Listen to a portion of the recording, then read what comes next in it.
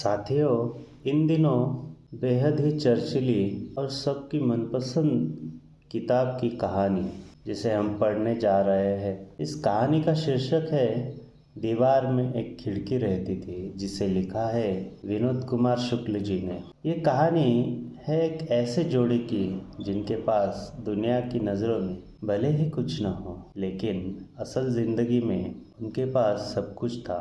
रघुवर और सोनसी। रघुवर एक सीधे साधे गणित के टीचर है और उनकी नई नई शादी हुई है सोनसी से। पैसे बहुत ही कम हैं, इसलिए वे शहर के एक बेहद तंग और छोटे से कमरे में किराए पर रहते हैं। कमरा इतना छोटा कि गरीबी की दीवारें उन्हें हर वक्त घेर कर रखती है, लेकिन उस कमरे में एक दीवार की पुरानी खिड़की है जो बनी लकड़ी की है, और यही खिड़की उनकी पूरी कायनात है। साथियों, आमतौर पर लोग खिड़की से बाहर देखते हैं, लेकिन ये दोनों खिड़की के जरिए एक दूसरे के दिल में देखते हैं। जब रघुवर दिन भर की थकान के बाद घर लौटते तो दोनों उस खिड़की के पास बैठ जाते।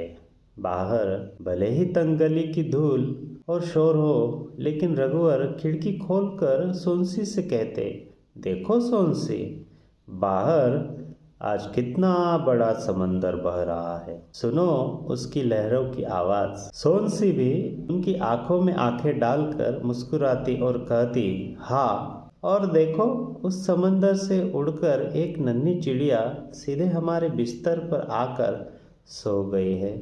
दुनिया के लिए यह शायद पागलपन था, लेकिन उन दोनों के लिए यह एक पवित्र सच था। उन्होंने अपनी खूबसूरत कल्पना और निश्चल प्यार से इसे एक जन्नत में बदल दिया था। आप तो जानते हैं, वक्त हमेशा एक जैसा नहीं रहता।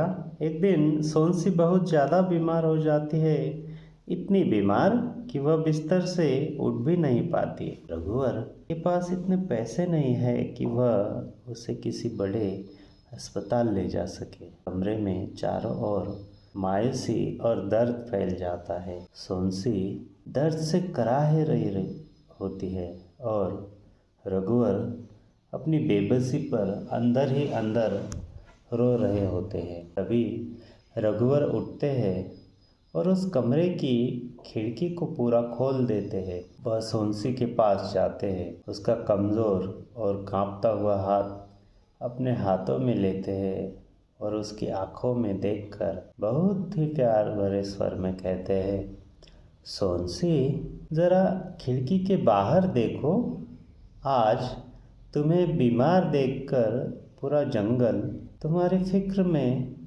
मानो हमारे बाहर आकर खड़ा हो। वो हरी भरी पत्तियाँ, वो ठंडी हवाएं सब तुम्हें ठीक करने आए हैं शायद। सोनसी अपनी थकी हुई आंखें खोलती है। वह बाहर किसी जंगल को नहीं, बल्कि रघुवर की आंखों में अपने लिए असीम प्यार को देखती है। और जानते हैं क्या हुआ? उस दर्द के बीच भी सोनसी के चेहरे पर एक ऐसी जादुई मुस्कान आ जाती है जो दुनिया की हर दवाई से बड़ी थी। उनका प्यार उस बीमारी पर भारी पड़ जाता है। साथियों, विनोद कुमार शुक्ल जी की ये कहानी हमें एक बहुत बड़ी और गहरी बात सिखाती है। आज हम बड़ी बड़ी गाड़ियों में, बड़े बंगलों और बड़े बैंक बैलेंस के पीछे भाग रहे हैं, लेकिन अंदर से उतने ही अकेले और उदास है। हमारी ज़िंदगी भी चिंताओं की एक ठोस दीवार बन चुकी है, लेकिन यह कहानी कहती है कि खुश रहने के लिए महल नहीं, एक दूसरे का सच्चा साथ चाहिए। अपनी ज़िंदगी की इस भागदौड़ वाली दीवार में प्यार, उम्मीद और सुकून की एक खिड़की हमेशा खुली रखिएगा।